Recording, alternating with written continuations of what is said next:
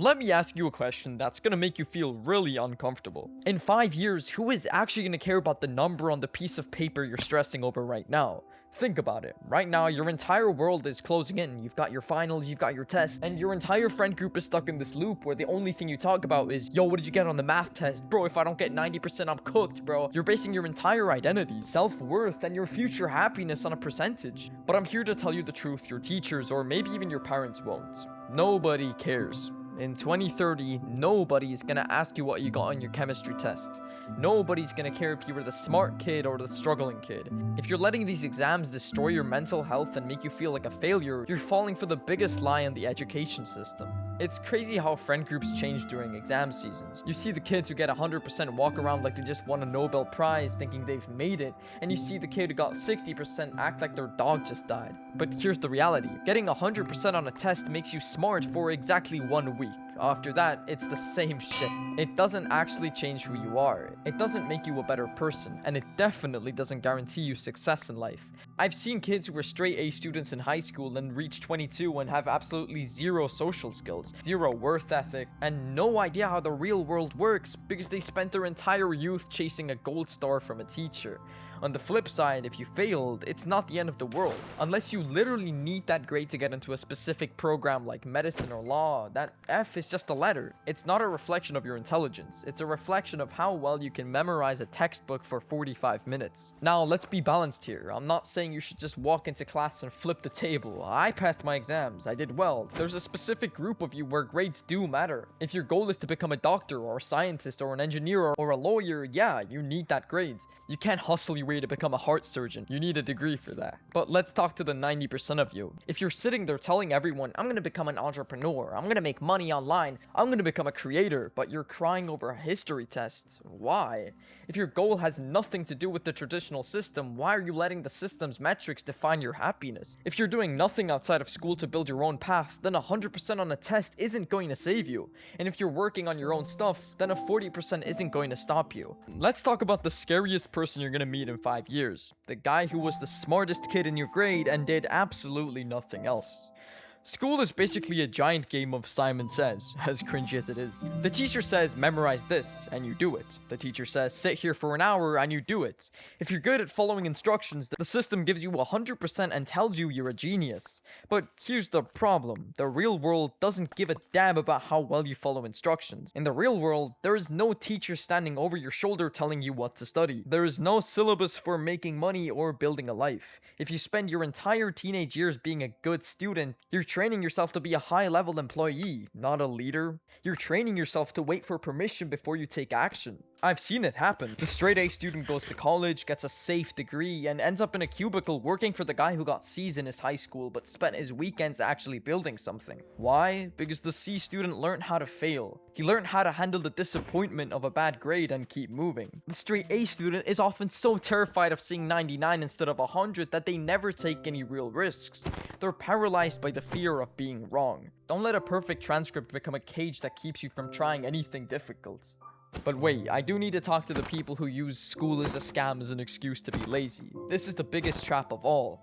You see these top G edits saying school is for losers, so you decide to fail your exams on purpose. You play video games all night, you don't study, you fail, and then you tell your parents, it's fine, Bill Gates dropped out. Bro, Bill Gates dropped out of Harvard. He didn't fail 10th grade English because he was too busy playing Valorant. If you're failing school and you have nothing else going for you, no businesses, no skills, no gym routine, no discipline, you aren't a rebel, you're just a loser. You're using the school as a scam narrative to cope with the fact that you have zero worth ethic. If you can't handle the discipline of sitting down and studying for 2 hours, how are you going to handle the discipline of running a business for 10 years? Now, I know what some of you are thinking. Bro, I agree with you, but if I bring home a 50%, my mom is gonna literally end my life. I get it, parental pressure is the #1 reason why you're stressing right now. But you have to understand where they're coming from. Your parents aren't obsessed with the grade because they love the letter A. They're obsessed because they're scared. They want to know that you have a future. They want to know that you aren't gonna be living in their basement when you're 30. If you want your parents to stop breathing down your neck about your exams, you have to give them something else to believe in. If you tell your dad, I failed my math test because school is a scam, he's going to be furious. And he's right to be, because you sound like a lazy kid. But if you can show him, look, I got 70% on this test because I was busy putting 4 hours a day into learning this skill or building this project, and here is the progress I've made, he might still be annoyed, but he'll respect the hustle. Respect is earned through results, not excuses. You can't ask for freedom to ignore exams if you haven't proven that you're disciplined enough to work on something else. If you spend your time after school just rotting on the couch, then yeah, your parents should be mad about your grades, because that's the only metric they have to see if you're actually trying. Stop arguing with them and start outworking their expectations. When you start showing real-world competence, the pressure of the classroom starts to fade away. The only thing you should be taking away from school is discipline and social intelligence. School is a social laboratory. It's where you learn how to deal with people you don't like. It's where you learn how to hit a deadline when you really don't want to. But the content of the exam, 99% of it is useless. But the process of showing up and getting the job done, that matters. I've seen the smartest kids in my school get the highest grades, but they have no backbone. They can follow instructions perfectly, but they can't think for themselves. And in 5 years, the guy who got a 70% but spent his free time learning how to communicate, how to build things, and how to stay disciplined is gonna lap the guy who got 100% and stayed in his bedroom. The next time you're sitting at your desk with the test in front of you and your heart is racing and you feel like you're gonna throw up, take a deep breath and do the 5-year test. Ask yourself, will I remember the answer to question 14 in 5 years? No. Will anyone ask me about this grade in 5 years? No. Will my life be over if I get a C? Absolutely not. Do your best, try to pass, don't be a bum, but once you hand that paper in, let it go. Don't spend the next 3 hours dissecting it with your friends. Don't spend the night crying because you missed one question. The real exams start after school. The real test is what you do with your free time, how you treat your friends, and whether or not you're actually building a life you're proud of. Stop letting a letter on a piece of paper tell you who you are. Go pass your exams, and then go do something that actually matters. But before I go, I want you to imagine something. Imagine it's 5 years from now. The stress of this week, it's gone. You don't remember the name of the teacher you hated. You don't remember the formula for that math problem that kept you up until 2 a.m. The hallways of your school are silent and you're standing out in the real world. In that moment, nobody's gonna hand you a rule book. Nobody's gonna tell you exactly what to study and what to do next. The safety net of school is officially gone, and for most people, that's the most terrifying moment of their lives. Why? Because they spent 15 years learning how to be a student, but they never learned how to be a human being. They spent their entire youth waiting for someone else to give them a grade to tell them they were good enough. And when they get into the real world and there aren't no grades, they freeze. They stop moving. They realize they have no internal compass because they let the school system build it for them. The world doesn't grade you on a curve.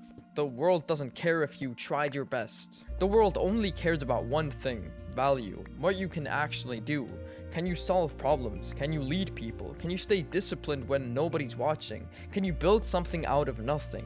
That is your real report card, and that report card is being written every single day, not just during finals week. If you spend your 20s crying over the fact that you weren't the smart kid in high school, you've already lost. And if you spend your 20s arrogant and lazy because you were the smart kid, you've also lost. The clock is ticking. While you're sitting there stressing over a history test, the version of you that you're supposed to become is waiting.